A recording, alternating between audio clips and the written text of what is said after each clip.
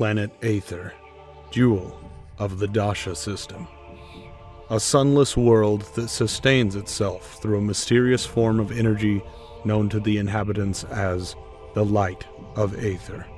Of the planets that intergalactic bounty hunter and all-around badass Samus Aran has visited, Aether is quite different to most, in that it isn't a world of death.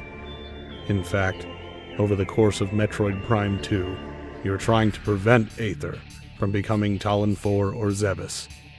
Yet another rock covered in bugs hurtling through space, dotted with the shadows of bygone eras and better days. Much like Samus herself, the planet Aether is a beacon of hope in a galaxy of decay. At least, it will be, if Samus has anything to say about it. I want to talk today about my favorite world in any video game. A place that's been special to me both as a child and an adult. One that I've rediscovered and explored again and again. Metroid Prime 2 has never quite been able to reach the same level of notability as its older sister, and there's more than enough debate about whether it's a better game or not. But I'm not here to discuss gameplay or level design. This is going to be an entirely lore-based journey we're taking across Aether throughout this series. So leave your arguing helmets at home and slide into your learning pants on this first episode of Planetary Profile, Aether.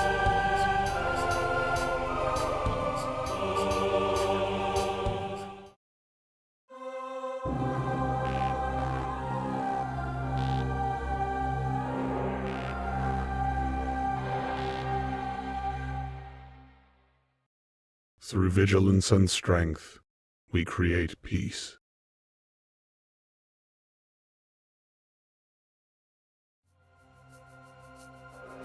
Despite not being native to the planet, one could scarcely describe Aether without mentioning her sons and daughters, her keepers and guardians, the Luminoth. Like many races throughout the history of Metroid's galaxy, the Luminoth are extremely technologically advanced, spiritually enlightened, and architecturally relentless. Unlike the Chozo or the Olympics, however, they're actually still alive and kicking. Maybe limping is a better word, but the moths are living and breathing nonetheless. Before their great trial, which we'll get to later, the Luminoth seem to have conquered most societal issues long ago. Even the Chozo dealt with schisms both peaceful and otherwise, but the Luminoth seem to have perfectly attained the balance between science and spirituality, strength and kindness, that is so sought after by such elder races. Never once is there mention of voluntary interpersonal conflict, although it's entirely possible that this is because the Luminoth had much worse to worry about by the time that Samus and the player arrive on Aether.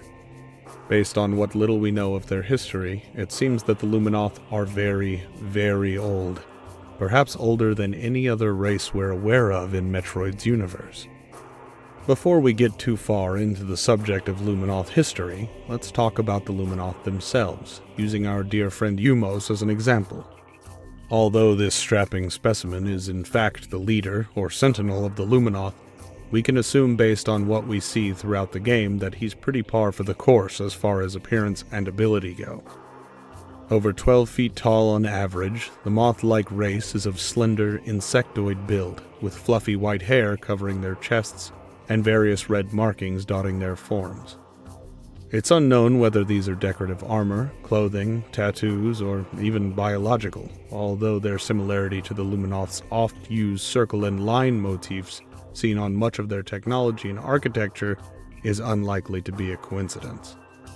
Whether they're both decorative, or if art imitates life, the glowing point connected to others via various lines is integral to Luminoth art. This extends to their written word. Their alphabet is three-dimensional, featuring connected grid-like patterns across all three axes. Their language is apparently so alien or arcane that Samus's built-in translator must be upgraded before it can be deciphered, and even then, only partially. The Luminoth are capable of basic light and energy manipulation at the very least, with our buddy Umos forming holograms and decorative balls of light with his hands alone. However, the fact that the race are also proficient at creating weaponry in their war with the wicked Ing tells us that this ability to project light is likely not combat applicable.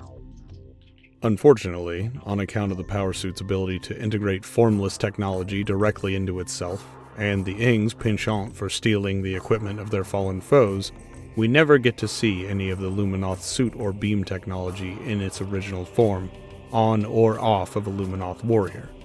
It's crystal clear that they're capable of using these weapons and armor, however. Multiple scans of Luminoth corpses throughout the game note their incredible battle prowess, holding positions single-handedly for absurdly long periods of time against a functionally endless horde of foes. It's telling that the Luminoth, with everything stacked against them in every conceivable way, still managed to fight the demonic Ing to a stalemate for 5 full decades, before finally succumbing to a war of attrition. Long before the war, before the events of Echoes, or even the first Metroid, the Luminoth were, in their own words, born of the stars. They roamed the infinite void, basking in the light of every sun they came across, rejoicing in their simple, wandering existence. It's important to note that the scan that provides this information begins with "it is said," meaning that very likely the Luminoth are, as a species and culture, so incredibly old that they do not remember from whence they came originally. Of course, it's possible that they really were born from the stars. That would explain the cultural significance of light, the bioluminescence, and the energy manipulation. It's equally likely that these are all technological advances so long past that they've become indistinguishable from evolution, so there's really no way of parsing one way or another where exactly they came from. This wandering through the cosmos brought the Luminoth into contact with many other species. Among them were the Chozo and the Brionians, with whom they shared their technology, culture, and wisdom. For every enlightened mind the starborn moths came across, however, one thing the Luminoth were missing became more and more obvious: a home.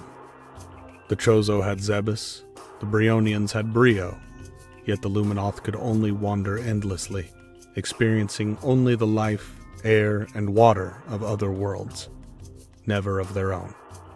This led to a species-wide despair that nearly dashed any hopes of finding such a home, leaving them wanderers forever. However, there came a day, after eons of searching, that scouts brought word of a world unlike any other. Upon first sight of the planet, so great was her beauty that the race of moths forsook the stars for eternity, settling on her surface. At last, the Luminoth had found their home, their blessed sunless paradise, Aether. Now at first, it may seem like forsaking the stars means the Luminoth simply stopped wandering, but allow me to theorycraft for a moment. As Samus makes her way across Aether's surface, never once does she come across a Luminoth starship, nor a spaceport, hangar, or anything else to support such vehicles. There's never even mention of fuel or vehicular infrastructure, in fact. Additionally, despite the fact that the Luminoth face the very extinction of their race at the end of the war, when Prime 2 takes place, they never once consider leaving, even temporarily. I believe that these spacefaring moths were so in love with their new homeworld that they permanently did away with all spacecraft, never bothering to build any more or even preserve that technology. Back to the story, the Luminoth settled in a mountain region that was eventually developed into Sanctuary Fortress. Quickly spreading across the planet's surface, they made settlements in Torvus and Aegon, a lush forest and fertile plain respectively. And in the center of it all, they constructed the Great Temple in celebration of their discovery of Aether, a place of peace and a monument to everything their kind had gone through to get to this point. Everything was well with the Luminoth and their adopted motherworld, for a time. But Aether was not to be tamed so easily. You see, Aether was already a very old world when the moth race made planetfall. Having sustained itself to this point with the light of Aether, what was left was dwindling quickly, threatening to end the eons of vibrant life and beauty the planet had seen up until that point. The Luminoth would need to intervene if they wanted to save their new home, and all life upon it. The light of Aether is something of an enigma, despite playing a significant role in Prime 2 and within the world itself. Scans indicate that it's a collection of various energy types, including solar, geothermal, and bio, which I can only assume refers to the life energy of creatures that Samus collects to recharge her suit's energy, and that Metroids drain from their prey for sustenance. How Aether gained this unique trait of being reliant entirely on this strange energy is never explained or even hinted at, but without the light, the planet would perish entirely, presumably being reduced to little more than a massive hunk of rock. The Luminoth needed to act. They quickly devised and built the energy controllers, structures in each of their settlements that would better regulate and harness the light, so that it would no longer be depleted, instead presumably creating an equilibrium and allowing the planet to go on existing without a sun indefinitely. I can guess that without any sort of regulation, a lot of energy was simply burning off into space or being wasted in some other way, being used up faster than it could be replenished. If the planet had lasted this long without such a system in place and was only now becoming unstable, I can't imagine what it would have been like millennia ago. It must have nearly been a star all its own. This newfound safety, with their planet secure and their settling complete, led to this era being named the Golden Age of the Luminoth. There was peace, prosperity, and happiness unlike anything the ancient race had ever recorded. Life was good on Aether, for all who called it home, be they moth or beast. Until one day, something blotted out the sky.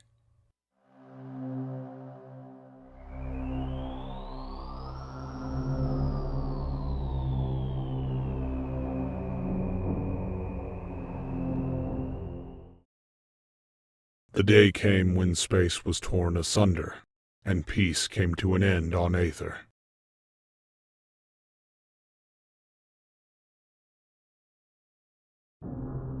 By the time the Luminoth looked to the stars to see what was coming, it was too late. It's not known how much time they had between the moment of discovery and the moment of impact, but the Luminoth did all they could to prevent planetfall. So great were their efforts to annihilate the incoming celestial projectile that their weapons left the light of Aether weakened. And in return, their efforts only brought them greater hopelessness. All they could do was brace for what was coming. And come it did. The stellar object struck Aether with such terrible might that the moth race was sure the planet would be torn to pieces. However, Aether held together despite the untold destruction. The plains of Aegon were scorched and reduced to ash, leaving only a pocked, dead wasteland behind. Torvus was struck by endless floods from the nearby sea, turning a once vibrant and peaceful forest into a festering, rotting bog. The world went dark as the skies burned black, and for several days it seemed as though that even if the planet hadn't been destroyed immediately, the end was indeed upon Aether and her adopted children. When finally the Luminoth could emerge from their shelters, any joy derived from their survival was dashed at the sight of the utter devastation left behind in the wake of the impact. Not only had the mysterious object that had collided with their beloved Aether vanished completely, but it had taken much of the planet's energy with it. The burning skies were replaced with violent electrical storms and foul, stinking air as the world became dangerously unstable from the light's sudden, substantial diminishing, leaving the Luminoth with little course for beginning to rebuild. Worse still, with the instability came fractures in space, anomalies leading to an unknown and hellish place. With their attention split between so many vital matters, the Luminoth had little chance to study these strange new features of their home, meaning they were in for a vicious and terrible surprise when horrors began to seep through into their world from beyond. In the crucible of the impact and dimensional instability, the Ing had been born. A cunning, violent, wicked race of seemingly supernatural, amorphous entities who eschew their own forms for those of others, be they man, moth, or beast. The Ing poured through the anomalous tears in space to strike out at their brothers from across the void. The world within the rifts was known only as Dark Aether, and it was a poisonous, vile place where even the very air and water were deadly. It seemed that this Dark Aether is where both the mysterious stellar object and the rest of the planet's energy had disappeared to. A world all its own, born of strife and death in some mad coincidence, or act of pure malice by an unseen force. The Ing would emerge into light aether as a black fog, unable to exist in the light in their physical forms, and engulf whatever creatures they could to claim their bodies as their own. This made warring against the Ing incredibly difficult, although shielding was developed quickly to protect the Luminoth themselves from such possession. It wasn't perfect. Those in danger of such horrors would be ready to end their own lives if the need arose. The Luminoth at first launched expeditions into Dark Aether, but the extremely hostile atmosphere made exploring a lethal affair. They were not to be deterred, however, so they developed the light crystals, the same ones that Samus uses to light her way on her own travels through Dark Aether. Using these safe points, they were able to explore further and further, learning more about the Ing and their weaknesses, and then retreated to take advantage of these findings through technological means. At first, there was the Dark Beam, an attempt to destabilize the amorphous Ing by overloading them, but it fared poorly against the fearful foe. Heading in the opposite direction, they followed it with the creation of the Light Beam, which scorched Ing flesh, disintegrating them with the same light they meant to snuff out. The Dark Suit and Dark Visor helped to mitigate the effects of Dark Aether's atmosphere, making battles there far less hazardous. Even with all of these advancements, however, the Luminoth were not prepared to fight a long war. They needed to use their superior firepower and skill to decisively end the war with one fell swoop. With the discovery of the Sky Temple, they had their means. Created along with the Dark World itself were the Dark Energy Controllers, clinging greedily to the half of the planet's energy that had been stolen with its birth. If they could reclaim the light of Aether from within the Sky Temple, Dark Aether would have nothing to sustain itself and collapse completely, ending the war and sealing the fate of the Ing. Arming their greatest warriors with the strongest equipment they could muster, the Luminoth sent Aether, the champion of Aether, and her two cadres to siege the Sky Temple. They held with them the final culmination of the dying race's scientific advancements, the energy transfer module, capable of containing an absurd amount of energy and transporting it back to Aether. Unfortunately, the Sky Temple was not an easy target. It was sealed with 10 keys, hidden across the shadowed valleys and poisoned plains of Dark Aether. Though Aether and her warriors, named the Keybearers, fought valiantly to save their home from darkness, in the end, only Aether herself was able to complete the mission. With only one of the 10 keys in place, she was beset by unfathomable numbers of Ing, and she, along with any hope the Luminoth had for saving their world, was snuffed out.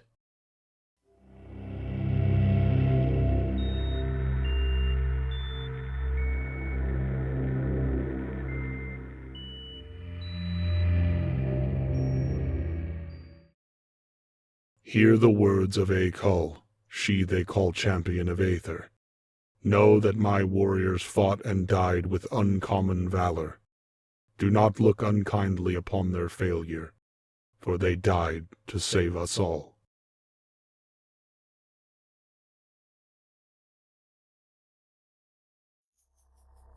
From the Keybearers, the Ing had stolen the energy control module, and were using it to do just as the Luminoth had planned to do to them. One by one they struck Aegon, then Torvus, overwhelming the Luminoth temples with sheer numbers, caring little for the losses that came with each victory, and draining the light of Aether from each region. In the end, only Sanctuary remained, and despite the best efforts of the remaining Luminoth, the final nail was hammered into the coffin when the Ing learned that they were capable of possessing not only living beings, but mechanical constructs as well. The weapons of war created in Sanctuary were terrifyingly powerful, likely able to crush the enemy entirely, if not for their ability to subvert them so completely. Turned against their masters, the machines laid waste to the final major stronghold of the Luminoth, leaving only the Great Temple untouched. What was left of the Moth race fled to the only safe place left, and waited.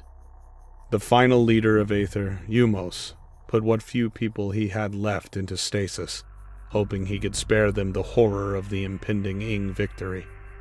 It was the Sentinel alone who stood vigil against the coming darkness, waiting for the day that the people and home he loved would come to a gruesome end. The Ing were ready to finish the job as well. It had been 50 years since first blood had been drawn on Light Aether, and although victory was nearly theirs, it had not been an easy war. The final assault on the Great Temple was not made with a horde, but a small group of inexperienced Inglets, perhaps speaking to their own desperation to end the conflict. And end it they would have, for sure. In fact, they're only a single elevator ride away from Umos and the final remaining bit of the Light of Aether when Metroid Prime 2 begins. Literal moments from what could have been the final conflict in both the war and the history of the Luminoth. Aether, as we see it, is a shadow of its former self.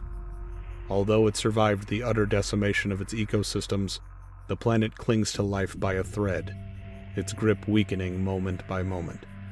You can feel this hopelessness as you walk through the empty halls, dead plains, rotting shallows, seeing what remains of Luminoth civilization, what remains of the Luminoth themselves. The victims of this war are everywhere. The bodies of warriors strewn about, families, children. The situation is so desperate that the bodies couldn't even be collected for burial before the retreat to the Great Temple. Electrical storms ravage the atmosphere. The Light of Aether struggles to even provide sunlight, and Ing-possessed creatures freely roam the planet's surface. This is the state we find Aether in as Samus Aran makes planetfall. Led here by sheer coincidence, perhaps proving that somewhere out there in Metroid's vast universe, someone or something does care. In this series, we're going to explore Aether in depth, just as one does in-game, but rather than searching for missile tanks, we're going to be taking a closer look at how each area fits together, what purpose each room might have, and how the Luminoth might have used them in better times. I hope you'll join me next time as we journey to the temple grounds and the Great Temple itself, the first and perhaps most significant of the areas visited on Aether. A masterpiece of the Luminoth's unique architecture, the temple grounds surely holds myriad secrets and stories to discover. Thank you so much for watching. This has been Torvis. God bless.